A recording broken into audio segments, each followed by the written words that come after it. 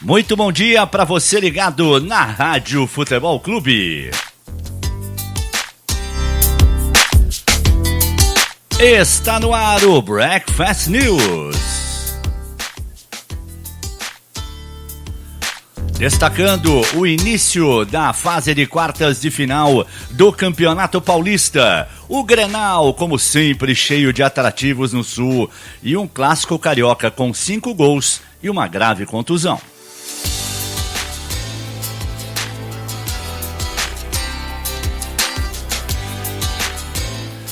Muito bom dia, seja bem-vindo, você que é apaixonado por esportes, a mais uma edição do Breakfast News. Hoje, segunda-feira, dia 19 de março, dia de São José. É verdade, dia de São José. E vamos então com o Breakfast News. Comigo, mais uma vez, o comentarista Fábio Salgueiro. Bom dia, Salgueiro. Bom dia, Lima. Um abraço a você, o amigo apaixonado por esporte. Sem dúvida, uma rodada no final de semana muito legal, com muitos gols e com muita... Olha, teve zebra, hein? O Paulistão, pra mim, teve zebra. Jogo no Pacaembu, mando do Bragantino, mas torcida do Corinthians, e o Bragantino vai lá e faz 3-2, pra mim, a zebra passou. E poderia ter sido mais. Mas a gente vai analisar tudo agora. E poderia ter sido mais. O próprio Carille reconheceu Inclusive o Carille falou isso na coletiva, que o 3-2 ficou de bom tamanho porque o Corinthians correu o risco de repente, sofrer mais gols.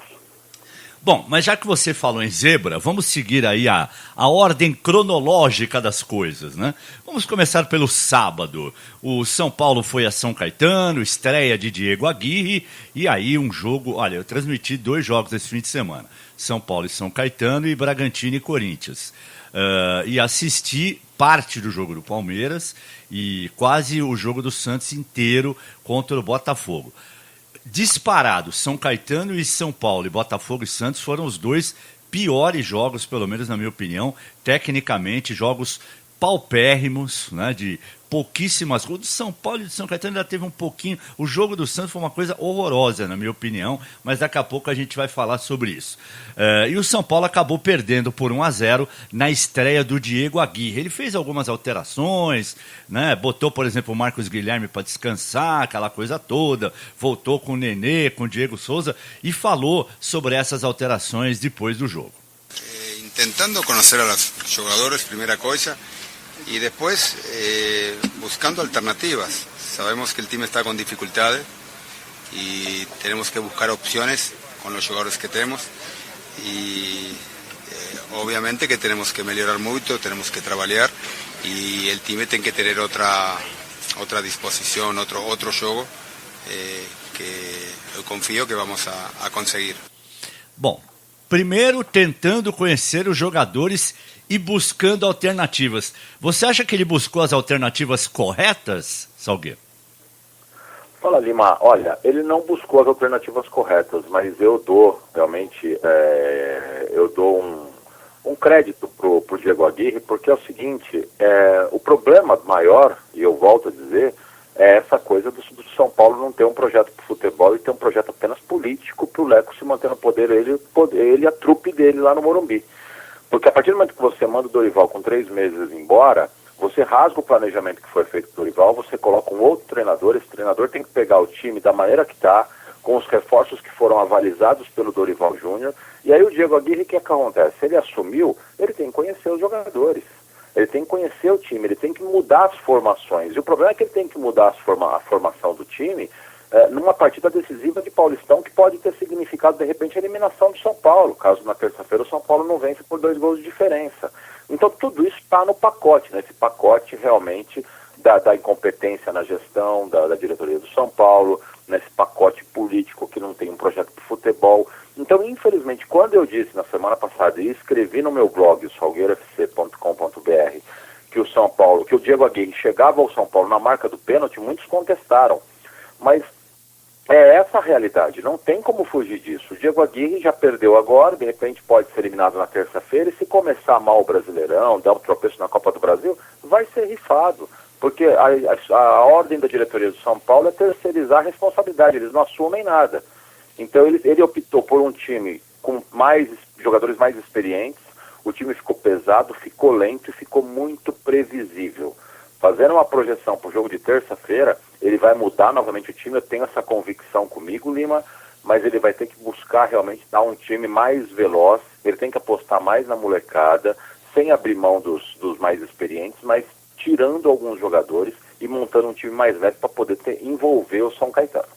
Bom, a justificativa era que o Marcos Guilherme tinha jogado muito, estava desgastado. Tudo bem, mas podia botar lá um Brenner, né, um Paulinho Boy, enfim, um jogador mais jovem, mais lépido, né, para tentar quebrar a marcação do São Caetano, até porque já está mais do que provado que Nenê e Diego Souza juntos e Cueva não dá muito certo não, né, Salgueiro? Não dá. O time fica previsível, o time fica muito lento, né? São jogadores que sabem jogar, mas já não tem mais aquela mobilidade de outros tempos, né? Então, por exemplo, o Jusilei é um cara que sabe jogar, mas ele é lento, ele é pesado, até ele dá um passo. É outro jogador que cadencia o jogo. Aí complica demais. Aí você tem o Nenê, que é um cara que sabe enfiar uma bola, que sabe bater uma bola, que tem a bola na área dele. O Diego Souza é o cara experiente da chegada, mas que chega também não com a lentidão. E em contrapartida você tem o Marcos Guilherme, que é aberto numa ponta, joga em velocidade. Você tem o Brenner do outro lado, que é um menino novo que bota a correria. Então você tem que dar uma mexida e tem que aliar essas duas coisas. A juventude, molecada de Cotia, aliada a essa qualidade dos mais veteranos. Só que não pode todos os veteranos jogarem. Não dá para jogar. Essa conta não vai fechar, não vai fazer o São Paulo jogar. Ah, é verdade. Eu concordo plenamente com você. É uma conta que não fecha. Bom, do outro lado da história, né? São Paulo foi... E você destacou uma coisa importante, né?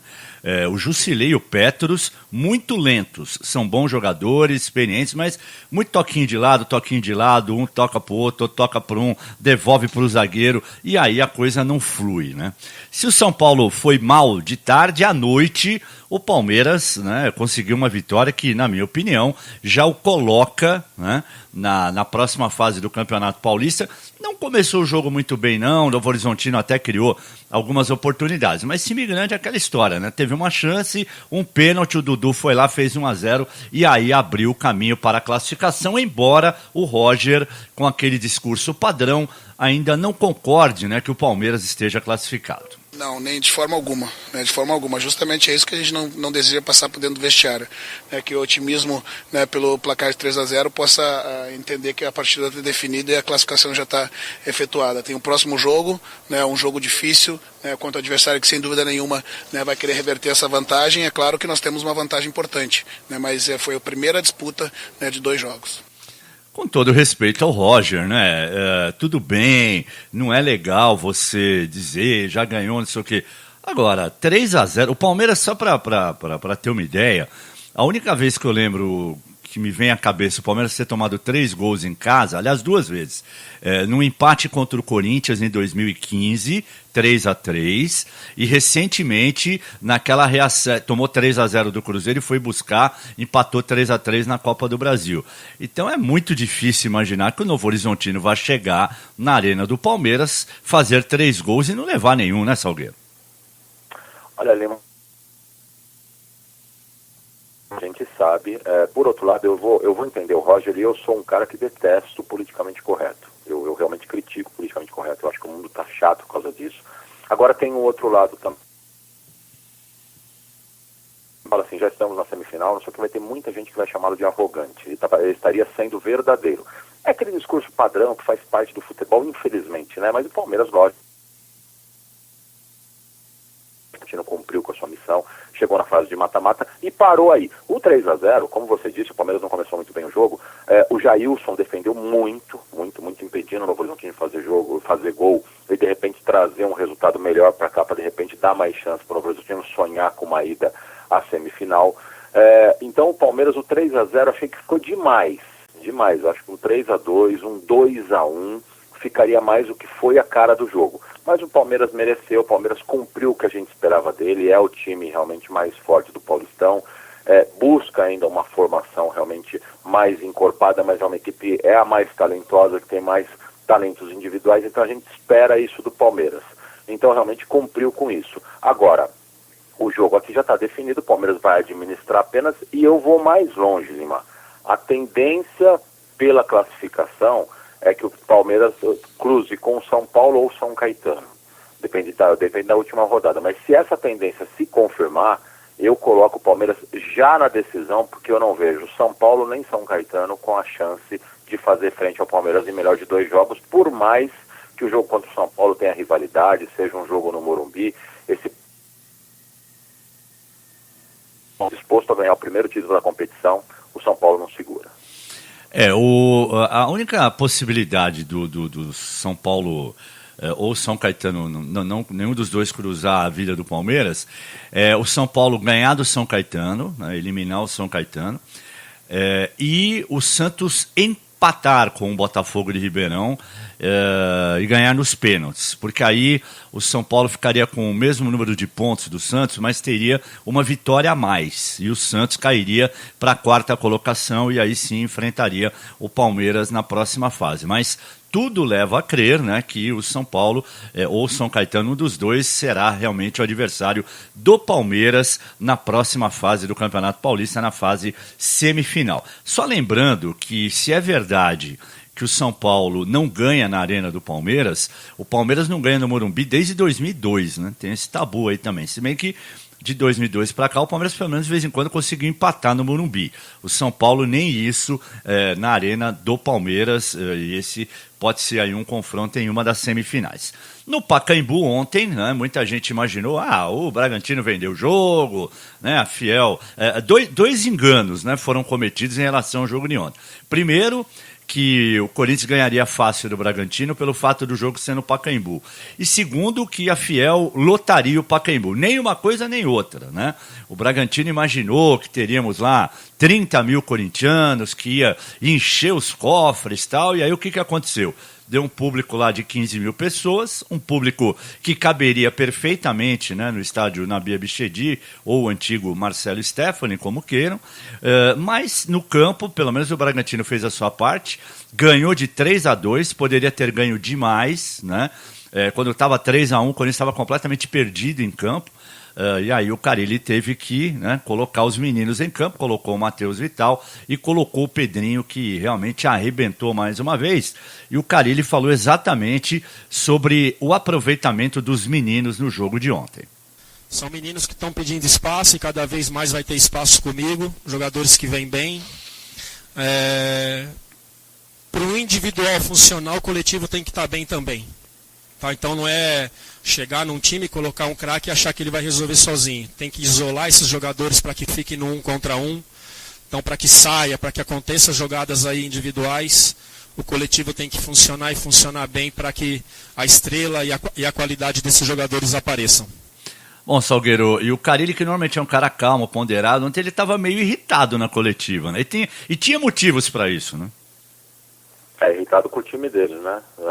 E com toda a razão. Ele tinha motivo, sim.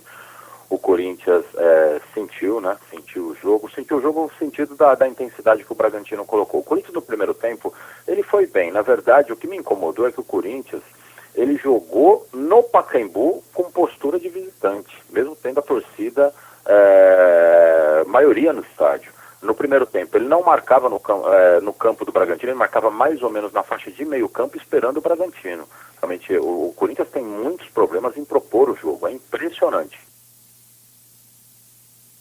Verdade. Postura, até os 40 minutos do primeiro tempo, o Corinthians tinha 5 finalizações contra apenas uma finalização do Bragantino. Aí o Bragantino mostrou uma eficiência maravilhosa, num erro de posicionamento terrível dentro da defesa do Corinthians, em que o Matheus apareceu sozinho e fez o gol de cabeça. Este virou o jogo do avesso na segunda etapa. Aí o Bragantino se sentiu muito mais à vontade, sempre esteve mais próximo de fazer, como realmente marcou os gols, e sempre ficou mais próximo de vencer. A chave desse jogo para a classificação do Corinthians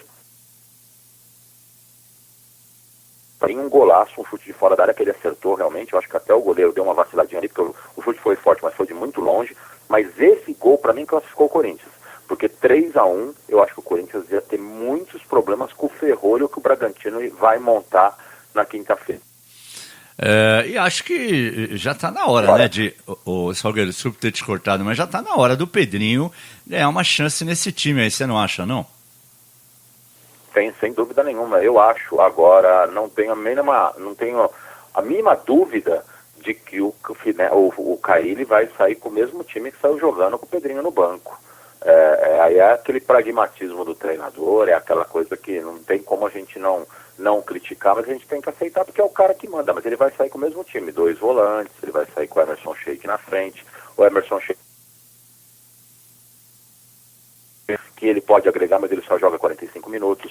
Depois dos 15 do segundo dava pena ver, porque ele raciocinava, mas as pernas não correspondiam. Ele caía. E aí o desespero, e aí eu não critico o Carille, o desespero do Carille é olhar para o banco e ver Júnior Dutra, ver o Casim, entendeu? Não time. Então, é complicado. Pela falta de opções ofensivas. Eu acho que o que salvou o Corinthians realmente de ficar muito próximo de uma eliminação no primeiro jogo foi realmente esse gol do Pedrinho, que saiu no momento ali para salvar o Corinthians, uma derrota por um gol só. Agora o Corinthians no mínimo para os pênaltis. Mas fica talvez a expectativa da volta do Jadson, né? Pelo menos isso, né? O que daria um pouco mais de qualidade ao meio de campo corintiano, né? Qualidade, criatividade, e o Corinthians ganharia uma bola parada pelo lado direito, né? O Jadson tem uma batida de bola muito nessa situação. Ele tem uma jogada ofensiva muito forte, principalmente com o Balbuena de cabeça, isso é importantíssimo. Então a gente citar, inclusive, que o Corinthians conseguiu a liberação do Balbuena e do Romero. Eles vão jogar na quinta-feira e só embarcam para a seleção do Paraguai na sexta. Então, quer dizer, isso aí são 2 reforços. O Romero nem tanto. Salgueiro, eu vou pedir uma gentileza para você, eu vou restabelecer o contato com o Salgueiro, né? Porque o nosso ouvinte já percebeu, está dando uma falhadinha aí na linha de comunicação do nosso comentarista. Então eu vou refazer aqui a conexão, né? Para que o Salgueiro tenha um som limpo, né? E participe tranquilamente com a gente aqui desse Breakfast News, você acompanhando o Breakfast News aqui na Rádio Futebol Clube, né? Essa edição de segunda-feira, 19 de março de 2018, uma edição que está repercutindo tudo o que aconteceu nesse fim de semana. Já falamos do sábado, essa derrota do São Paulo 1-0 na estreia do Diego Aguirre. Já comentamos um pouco sobre a vitória do Palmeiras, uma vitória que, pelo menos para mim, né, já colocou, né, o Verdão na fase semifinal do Campeonato Paulista. Eu particularmente não vejo nenhuma possibilidade de reação do Novo Horizontino. O Novo Horizontino, se tanto, poderia lá, sei lá, num contra-ataque, ganhar de 1-0, de 2-1, aquela coisa toda, mas dificilmente o time de Novo Horizonte vai conseguir, né, reverter um quadro desse 3-0, o time do Palmeiras poderoso como na sua casa, né, diante da sua torcida, dificilmente o Palmeiras vai deixar escapar essa classificação, e também o jogo do Corinthians, que agora ficou numa situação bem delicada, né, poderia ter sido pior quando o Bragantino fez o 3º gol, poderia até ter feito o 4º, né? O Corinthians deu ficou meio perdido em campo, aí o Carille teve que mexer e o Matheus Vital e o Pedrinho realmente entraram muito bem. Principalmente o Pedrinho, que também, na minha opinião, já está na hora de ganhar uma condição de titular nesse time do Corinthians, né? É um jogador que tem muita qualidade, toda vez que ele entra, ele dá um toque diferente, faz lançamentos, costuma deixar os seus companheiros na cara do gol. Ontem ele fez um belo gol de fora da área, né? Então é um jogador que já teve problema, já estava muito magro, precisava ser encorpado um pouquinho, aquela coisa toda, mas acho que já chegou a hora do Carille aproveitar mais esses meninos, né? E ontem ficou muito claro, não só pelo gol que ele marcou, mas também pelas jogadas que fez, pelas assistências, né, que ele acabou dando. O Corinthians foi outro, né? e de uma certa forma o próprio Carille reconheceu isso na entrevista coletiva, que se não fosse o segundo gol, a situação do Corinthians ficaria realmente muito difícil, muito complicada, né? Para tirar dois, ou para tirar um desse time do Bragantino, já vai ser difícil, porque provavelmente o Marcelo Veiga irá de novo, né, armar uma retranca daquelas, como armou ontem no Pacaembu, soube também contra-atacar, né? E dificilmente em Itaquera o Corinthians terá facilidades, né? De qualquer maneira, vamos aguardar para ver o que vai acontecer, né? Nesse jogo da quinta-feira, jogo que nós vamos transmitir, né, aqui na Rádio Futebol Clube para você, jogo que vai acontecer às 8 da noite. Na quarta, vamos transmitir a partida diante do Santos e Botafogo, na Vila Belmiro, né? Tomara que seja um jogo melhor do que foi ontem. Ontem, realmente, o jogo em Ribeirão Preto foi um negócio triste, né, de se assistir. Praticamente ninguém jogou bola, muito toquinho para lá, toquinho para cá, bola recuada para o zagueiro, né? Foi um jogo pobre, e é desse jogo que nós vamos falar agora. Você concorda comigo, Salgueiro, que o jogo do Santos com o Botafogo ontem foi muito pobre tecnicamente? Olha, foi muito pobre, como você... foi, na verdade, dos jogos do final de semana decisivos, da rodada de mata-mata que iniciou no Paulistão, foi o pior, né? Foi o pior. Do São Paulo conseguiu ser um pouquinho menos ruim, tecnicamente. Então, decepcionante, inclusive. Mas para mim também, que eu sou muito cético ao campeonato, aos estaduais, é uma coisa que não me atrai mais. Eu acho que realmente perdeu muita força, perdeu muito glamour, principalmente por quem administra. Eu acho que esse jogo do Santos e do Botafogo e Santos, só reflete a qualidade do Paulistão tecnicamente, que chega numa fase de mata-mata, onde os melhores se classificaram e tem jogos realmente desse nível, muito ruim. Vamos ouvir então o Jair Ventura, né, que falou sobre a dificuldade do jogo de ontem. A dificuldade sempre muito grande numa situação de mata-mata, mas poderia ser pior se nós tivéssemos perdido a partida.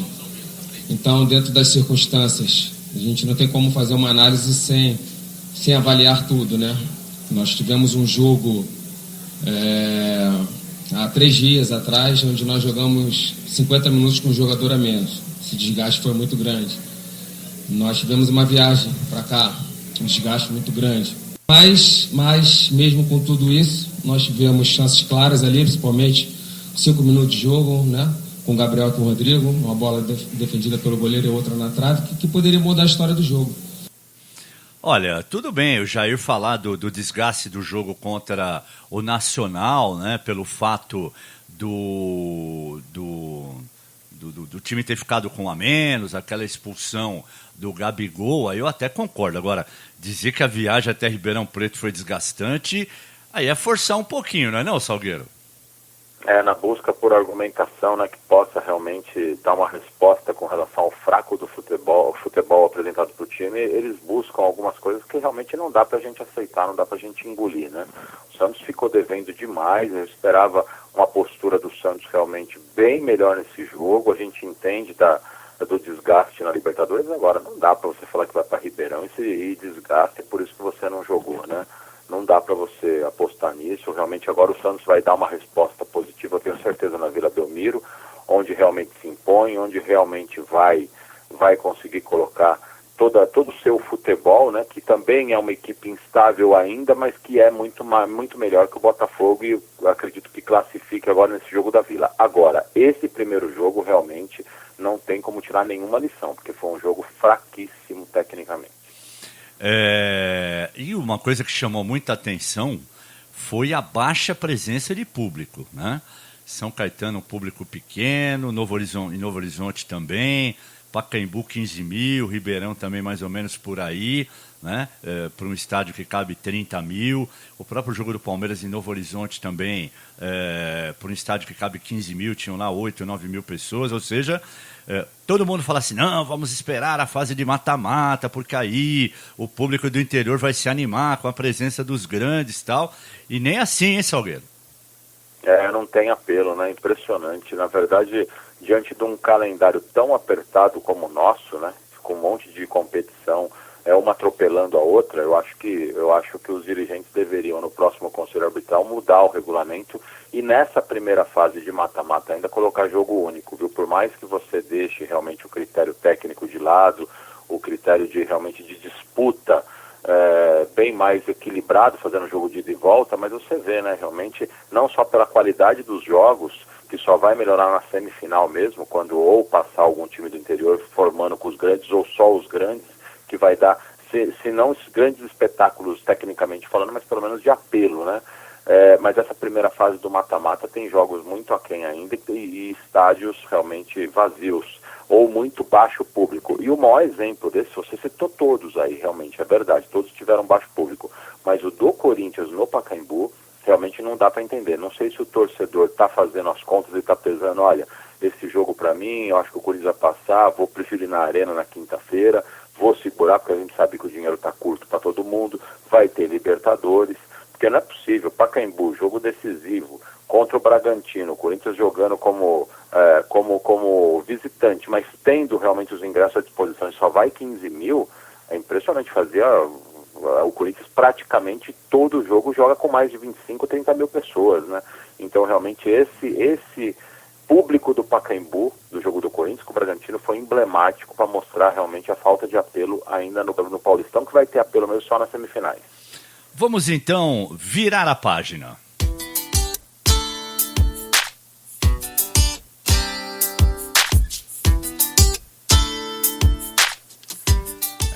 E lá no sul do país, não, lá não teve essa de estádio vazio, não. Grenal é sinônimo de estádio lotado, arena do Grêmio lotada para um grande jogo entre Grêmio e Internacional, e de novo o Grêmio ganhou do Inter, e agora ganhou assim, né, com sobras, 3-0, né?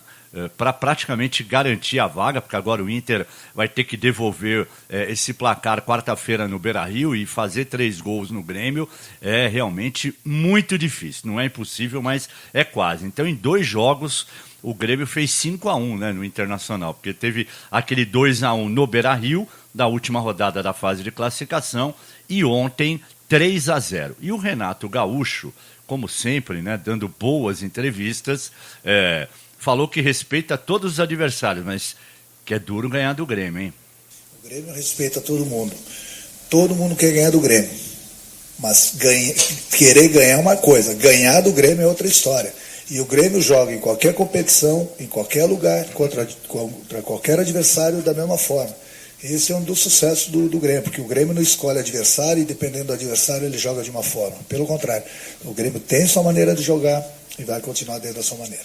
E o Renato, além de ter conquistado títulos importantes nos últimos 2 anos, amadureceu muito como técnico, hein, Salgueiro? É verdade, amadureceu demais. Ontem eu pude acompanhar a coletiva do Renato, fiquei muito feliz, porque o Renato sempre foi um cara meio fanfarrão na beirada do campo, e eu tinha a impressão que ele não levava a profissão de treinador muito a sério, ou com aquele afinco esperado, desejado, e que poderia ser feito, né? E o que acontece? A conquista da Libertadores trouxe uma maturidade para o Renato, aquela certeza que de repente faltava para ele, olha, eu sou muito bom. E o Renato é muito bom treinador, sim. Ele controla o vestiário, ele conhece de tática, ele foi um grande jogador, para mim foi um craque realmente com a bola nos pés. E ontem ele mostrou essa maturidade. E ele está conseguindo, ele está agora chamando a responsabilidade para ele para algumas coisas, mas sem passar aquela coisa de personagem fanfarrão, daquele cara sempre descontraído que ele sempre foi, né? Hoje ele chama com responsabilidade. Então é lógico que numa coletiva de Grenal, que ele bate o Internacional por 3-0, ele cutuca o rival, lógico, deve fazer uma média com a torcida, e é um adversário que ele tem gosto de ganhar mesmo, porque ele é Grêmio, sempre foi Grêmio. Agora, por outro lado, ele fala realmente com responsabilidade. 2 exemplos ontem. Ele falou o seguinte: o Jael fez o gol, surpreende vocês. A mim não surpreendeu, e eu falei para ele, vai lá e bate, porque eu sei que você está batendo bem. Quando a gente fecha o treino, a gente o faz não para fazer mistério, para fazer graça para a imprensa, não. A gente faz porque a gente está sabendo trabalhar isso e pegar de surpresa os adversários. Uma outra situação que cobraram a entrada de um jogador para ele falou, olha, o jogador entrou e só eu sei, eu joguei mais de 20 anos. Eu sei a importância que se tem um jogador com ritmo de jogo para poder dar o seu melhor no campo. Então o Renato está dando exemplos, está mostrando uma maturidade muito legal, muito legal. E hoje eu vejo o Renato aqui no Brasil entre os 3 maiores treinadores do país. Sem dúvida nenhuma, né? E se de um lado sobra confiança, do outro sobra lamentação? Vamos ouvir o Odair Helma. É duro falar isso, é difícil falar num momento de derrota como esse, mas é nesses momentos que a gente tem 2 caminhos para escolher. Agora, ou é ter convicção, acreditar no trabalho, seguir em frente, né? Todos com o mesmo objetivo, sabendo que nós iríamos passar por esses momentos difíceis, juntos, que ali na frente a gente vai conquistar as coisas. As interrupções, se começa tudo de novo, tudo tem que ter um início, um meio e um fim, então eu acredito que nós estamos no caminho. Não gostaríamos que tivesse acontecido essas derrotas. Aconteceu, nós temos o próximo jogo para conseguir a nossa vitória. E aí sim, ver o que vai acontecer na classificação e sentarmos para ou analisar a sequência da competição ou pensarmos o futuro aí. Aí o Odair Helma, né? Já meio que dizendo que o sucesso do Inter passaria pela sequência do trabalho dele, Salgueiro. E aí tem aquele oposto das declarações. Ao mesmo tempo que o Roger Machado falava que não estaria ainda na semifinal porque venceu por 3-0 lá, ele não está querendo jogar a toalha, mas ele sabe que 3-0, mesmo jogando em casa diante do atual Grêmio, é possível reverter o resultado, mas é improvável que aconteça. A mim não surpreendeu esse resultado, eu venho dizendo há algum tempo, se houver 10 duelos atualmente entre Grêmio e Internacional, o Grêmio vai ganhar 9 no mínimo e empata 1. O Internacional está muito abaixo, eu coloco o Internacional no grupo ao lado dos times cariocas, com exceção do Flamengo, ao lado do São Paulo aqui, que tem que abrir o olho, porque o Campeonato Brasileiro vai começar, é uma outra pegada, o Campeonato Brasileiro é longo, é um campeonato complicado e o rebaixamento ameaça. Então são times que têm que realmente buscar um novo horizonte, buscar não só reforços, mas encorpar o planejamento para tentar fazer um segundo semestre melhor. O Internacional, a realidade é essa, é 3-0 para o Grêmio, e eu tenho uma convicção comigo, o Grêmio vence na quinta-feira no Beira-Rio. Bom, e ontem um outro clássico também importante, no Rio de Janeiro, o Vasco 3, Botafogo 2, o Vasco abriu 2-0, o Botafogo empatou, o Vasco fez o terceiro gol, mas o que ficou, né, desse jogo, infelizmente, foi a entrada do Rildo no João Paulo, né, quebrando, no Pedro Paulo, quebrando o jogador do Botafogo, né, Salgueiro, lamentavelmente, né? Foi uma entrada muito forte, infelizmente. Não dá para condenar o Rildo, mas tem que criticar. O Rildo, que é um cara que, inclusive, no jogo depois acabou tendo também uma fratura no ombro, né? O deslocamento do ombro, ele tem esse problema. O médico não conseguiu na hora colocar o ombro no lugar, então ele teve que sair do jogo, saiu com muita dor, eu imagino a dor que ele sentiu. Agora, o Rildo, as minhas críticas a ele são endereçadas ao seguinte: ele passou pelo Corinthians, ele praticamente não jogou no Corinthians, porque ele teve uma lesão atrás da outra. Algumas lesões, inclusive, sérias.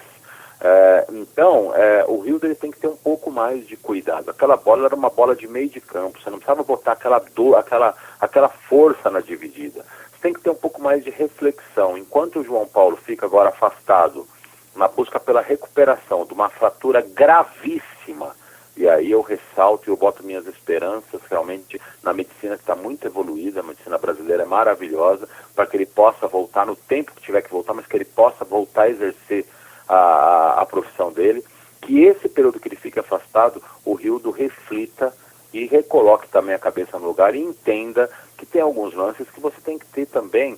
Por mais que você tenha foco, determinação, concentração e aquilo lá seja a tua profissão, que você tenha, acima de tudo, respeito pelo adversário. Eu acho que faltou prudência ao Rildo. E o glorioso Alberto Valentim é o técnico do Botafogo. Mas o árbitro do jogo, né, deu cartão amarelo pro Rildo. Quer dizer, onde é que estava esse cara, hein? Será que ele estava vendo o mesmo jogo que todo mundo ou não? O cara dá só cartão amarelo no lance desse, é brincadeira, né?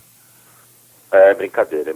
Eu imagino depois, né, como que ele deve ter reagido ao ver o lance e notar realmente que ele deu apenas cartão amarelo, né? Muito complicado. Olha, sinceramente, foi um lance que eu vou te falar, eu vi mais ou menos a jogada, não quis ver muito, porque é uma jogada muito forte, e a mim realmente eu prefiro me poupar desses lances assim, mas é algo assim que realmente chama, inclusive, o fato do Botafogo ter perdido o jogo, perdeu o jogo com a bola rolando, tudo bem, mas eu imagino os jogadores, vendo da forma que ele saiu e a gravidade do problema, o emocional do Botafogo, como ficou com o andar da carruagem do jogo.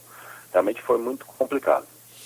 O Leonardo Garcia Cavaleiro, né? Cavaleiro, pode ser, né? Sobrenome dele combina com a jogada do Rildo sobre o João Paulo. Cavaleiro, né? Foi uma entrada de cavalo mesmo do Rildo para cima do jogador do Botafogo. Então é isso, Salgueiro. Estamos encerrando por aqui o Breakfast News. A qualquer momento nós temos o Click Time na programação. Às 6 da tarde o Upgrade com o futebol internacional. E às 7 da noite o Fora do Campo. Nesta segunda-feira, o nosso programa de debates comigo, com o Salgueiro e com o Maurício Rossi. Hoje o Zé Boquinha estará na ESPN com a NBA, portanto desfalcará o nosso time à noite, mas nós estaremos aqui. Um abraço, Salgueiro. Lima, obrigado, até daqui a pouco ou mais tarde, no Upgrade, e depois realmente o Fora do Campo, estaremos juntos. Até mais.